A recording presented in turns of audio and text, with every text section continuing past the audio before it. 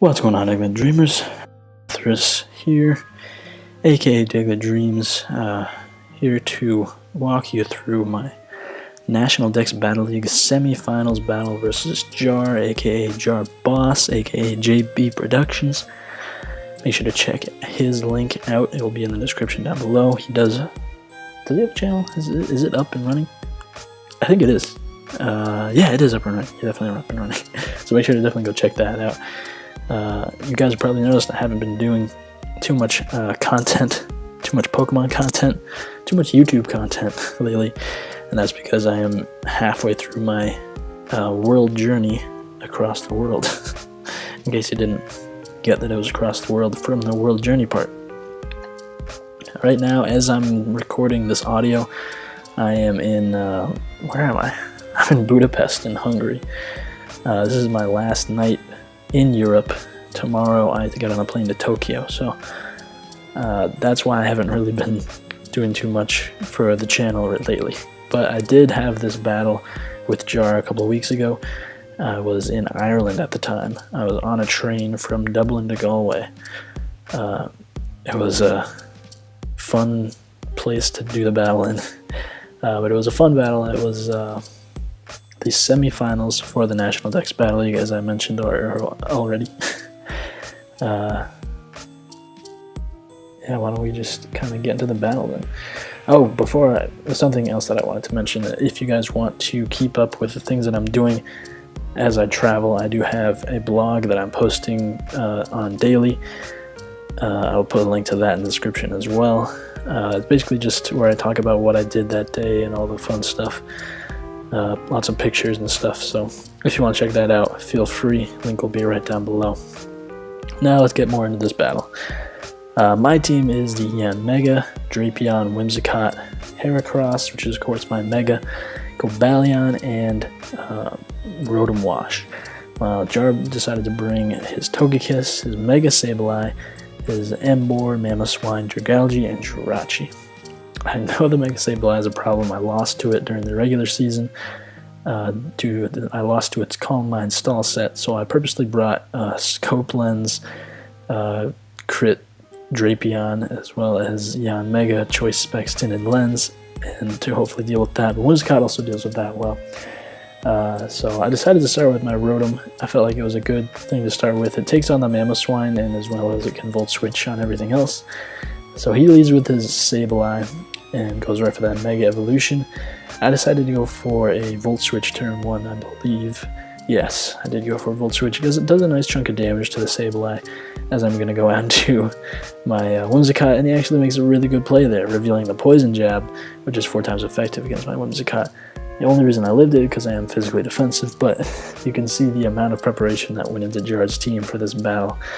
He knew that Whimsicott was going to be a big switch into his Sableye, so he purposely put Poison Jab on that for a reason. He then goes into Jirachi to take the Moonblast really well.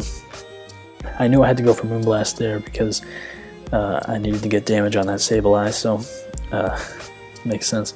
But of course Jirachi was a nice switch in there, and of course I'm forced to switch out, and he does show the amount of preparation that he went into here again, as he knows that Rotom is a good switch in for me.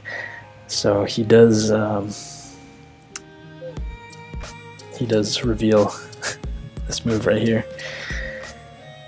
He reveals Substitute. No, I'm thinking too far ahead. He goes for the Substitute, but then he hits me with the Energy Ball. I did not see that coming. And I have to do Volt Switch and break his sub. I don't think the crit mattered. I feel like I would have broken the sub anyway.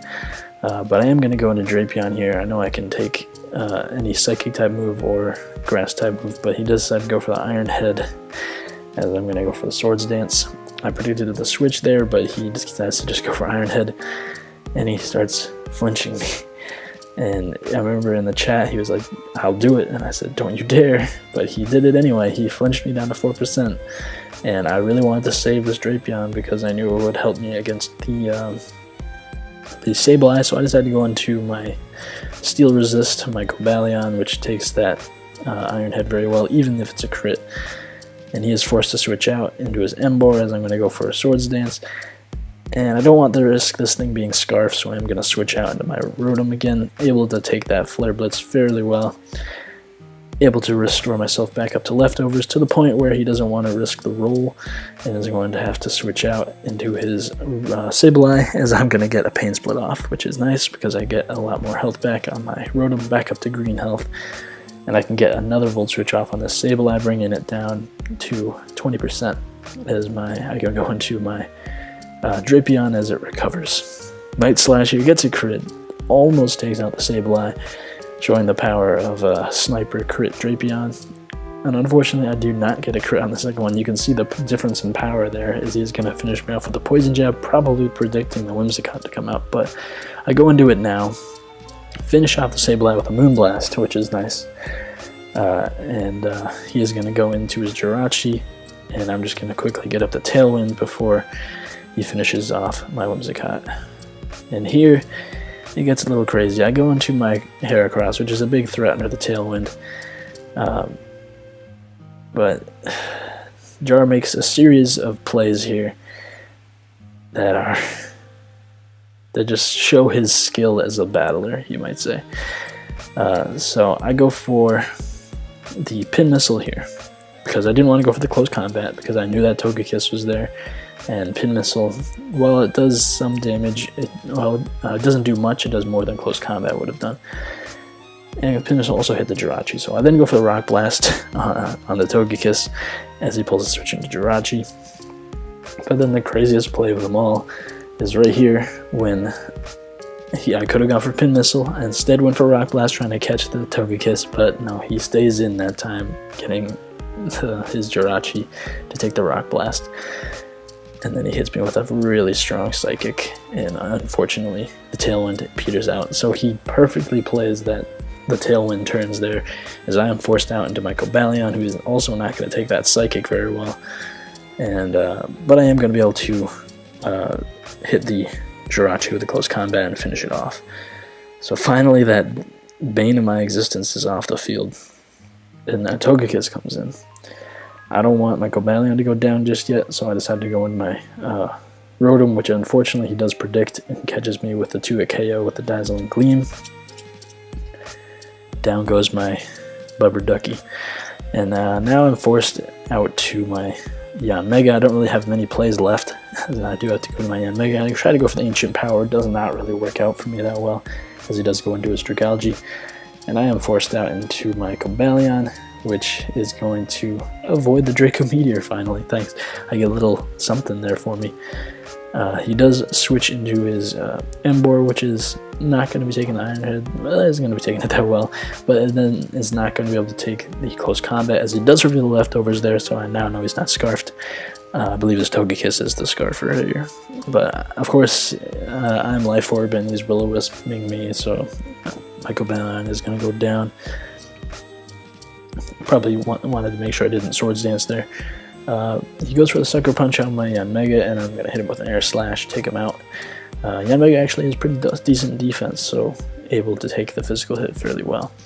Go for the Air Slash and actually get the flinch, so a little bit of flinching on both sides in this battle, but not going to be able to get a second one, as the Draco Meteor is going to finish me off. And now I'm down to just my Heracross, which is going to be able to take out the Dragalge, but not going to be able to get the victory, as he does have that Scarfed Togekiss sitting in the back.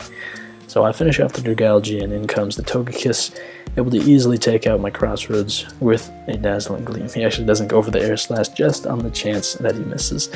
So GG to Jarr. Make sure to check him out. He's also in the Delta Battle League this season, even though I'm not. So make sure to check out that as well. But other than that, guys, thanks for watching. More regular content will be back sometime in August when I get home. Until then, though, maybe 1 or 2 videos. Probably I won't promise anything, but I might get something out. But for now, I guess if you want to go check out my blog post, that's the only kind of content I'm really making right now. But anyway, thanks for watching. Keep dreaming. I'll see you next time, and peace out.